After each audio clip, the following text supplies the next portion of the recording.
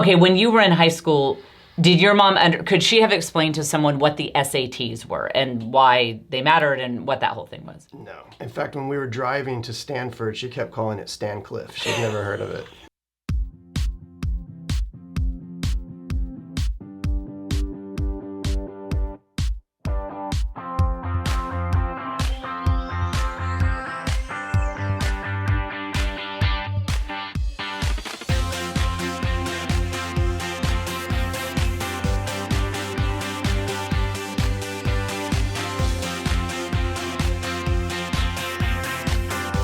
It is Jen Fulweiler, stand-up comic, mom of 6, and I am finally doing something that you guys have been requesting forever. I am talking to my husband about education and his wide-ranging ideas about education I have affectionately named Joeschooling. These ideas can apply to your life, whether you send your kids to public school, private school, or you homeschool. A lot of people have heard little bits about this because they know that we've always homeschooled our 6 kids, and then now 2 of them go to private school, and we have different ideas about all of that. People have been asking for these videos, and we got some time because of quarantine, and I quit my job as a talk radio host. So here you go, by request. This is everything we know, all of our Joeschooling secrets. So Joe, welcome to the YouTube channel here. So Thanks for having me. So I want to start by your educational background because this will help everyone understand where you get your crazy ideas and why you might be qualified to talk about any of this. So first of all, tell us about your family situation and, were you rich, were you poor? Like tell us about your upbringing. So I was raised by a single mom, very poor, and she really emphasized education as a path to get, her and me out of poverty. And that was very, very much drilled into my head. And it's worth noting, she came from generational poverty. She did not have an education beyond high school. When she was in high school, she didn't have running water in her house, right? Right. I think they got electricity when she was in high school. Wow. Yeah. So she didn't come from a little bit of poverty. It was serious poverty. And for her own education, she would get pulled out of high school to go work in the fields. Mm-hmm. So yeah, very both in the spring and in the fall. Yeah. She would pick cotton and do other things like that. And so one of the things I wanted to share about your story is I think it gives a lot of people hope that she was able to raise a son who then went on to, let's skip ahead for a little bit, but Joe's too modest, so I'm just going to tell you his educational background. He ended up going to Yale, graduating in 3 years with honors, Columbia Law School, Stanford Business School, and he studied in the Master's Computer Science program while he was at Stanford because, why not? And he actually, because of his background, I always say this, that he had a line on an opportunity, not clear whether it would have worked out, but there were intense emails going around that if it had worked out, he would have been one of the very first employees at a little company you might have heard of called Google. What employee number would you have been? I think it would have been like number 6 or something. Number 6 at Google. But if he had taken that job, he wouldn't. I didn't get an offer. I just was. Oh yeah, But I've seen emails with him and which founder of Google? Larry. I've seen the email thread between him and Larry at Google. But if that had worked out, he wouldn't have moved to Austin, Texas, which is where he met me. So honey, who needs $1 billion when you have me? All right, so that is his educational background. And what I love about what his mother did is she's not a woman who sees obstacles. Is that she doesn't see them? They don't exist to her. Is that safe to say? Yeah, she definitely doesn't care about them. I don't know if she sees them or not, but yeah, she walks right through them. Well, when you were in high school, did your mom, could she have explained to someone what the SATs were and why they mattered and what that whole thing was? No. In fact, when we were driving to Stanford, she kept calling it Stancliff. She'd never heard of it. Right. And wasn't she like, is this a reputable school? I mean, has anyone ever heard of what Stancliff? Yeah, right. She wasn't so sure about Stanford. Yeah. So she might have said, and this is for you moms, for you dads, if you are hoping that your kids will have opportunities that you didn't have, just we call his mom Yaya. That's what our kids call her. Just get in the mentality of just don't see the obstacles. Just get focused on the end goal. And so what was it, Joe, how did she instill this idea in you that you could go to a top school like Yale or Harvard or wherever it was you want to go? You ended up going to all these schools.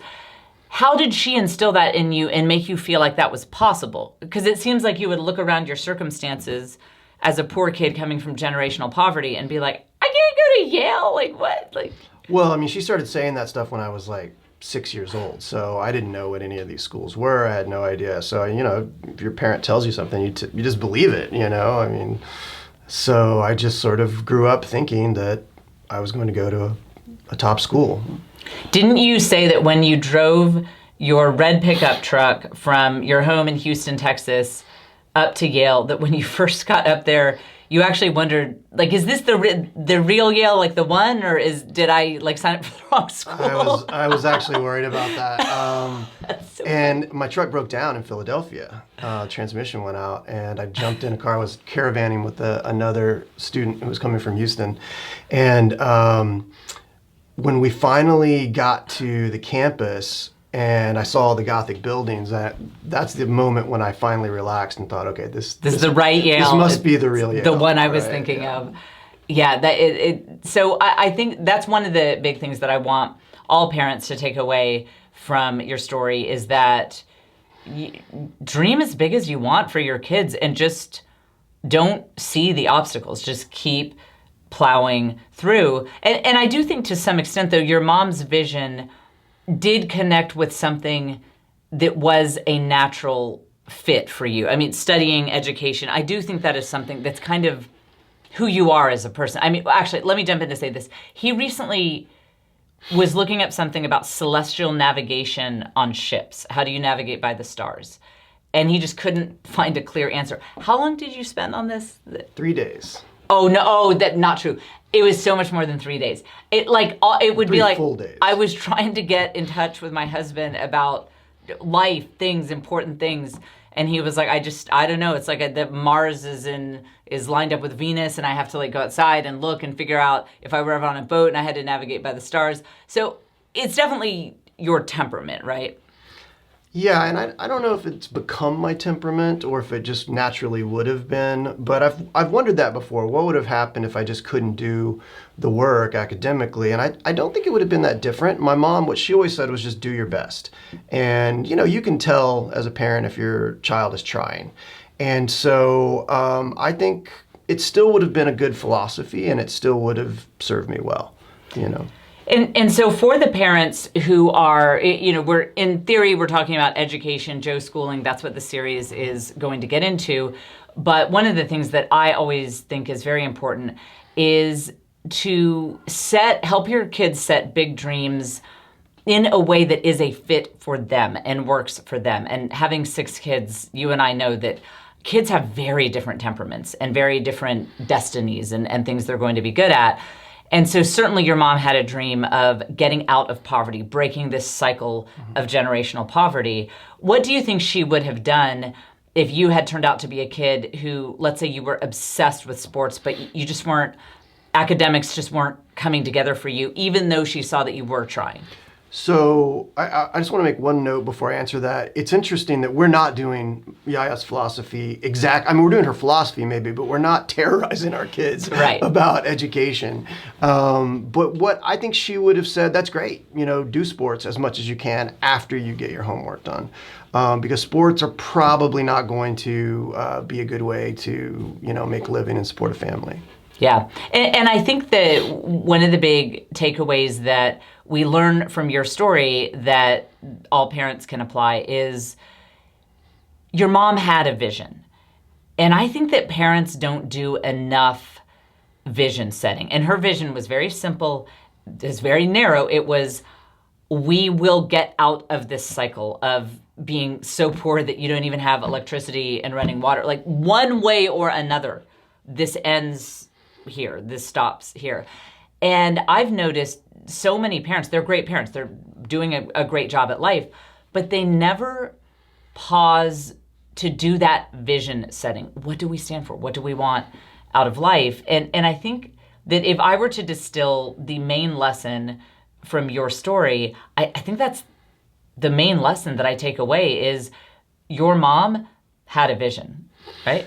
She absolutely did. And I think that's important. I want to point out it wasn't just about poverty, that was also about powerlessness. I mean, she was constantly in situations that, I guess they were mostly legal at the end of the day, where she felt like there was some injustice being done and she didn't know how to right it. She didn't know how to, and she was a real estate agent. So for example, she would, ask, I'd see her struggling with things like deed records, and she just couldn't understand them. And so those are the kinds of things she just wanted me to understand how the world works and to make money. To be able to navigate the system. Right. Yeah, so I think that this is a good start for this series, for the Joeschooling series. I wanted to go into your background. We're going to answer a lot of other questions like, do you think all kids should try to go to these top schools? Like how do parents set these kind of goals for their kids? I wanted to start with your background though. What is a final word of advice that you would give to someone who's listening who says, yeah, my background, the place that I came from and my family came from, I don't want that for my kids. I would like a brand new situation with this generation. Your mom very much accomplished that with you. What's something to end on for people listening who are also trying to break cycles and do something different with their kids? I would just say what you said, that there has to be a clear vision, but along with that, there are trade-offs, because if you're really going to be narrowly focused, as she was, on my education, to break that cycle, that impacts a lot of other things. Like, for example, she was not, she was a single parent, and there are a lot of single parents in the neighborhood where we grew up, and a lot of them were, out partying a lot. She wasn't doing that very much. I mean, she'd occasionally go out with her friends, but it cost her some things, some time, and it cost me a lot of time. And a lot of things I didn't do because basically all I did was study. So there are going to be trade-offs, and you got to have a clear vision. All right, well, thank you, Joe. I think everyone will enjoy this series. As always, you can look me up on Instagram. Jennifer Fulweiler is my handle over there, and I would love to connect with you there. Don't forget to like this video and hit the subscribe button.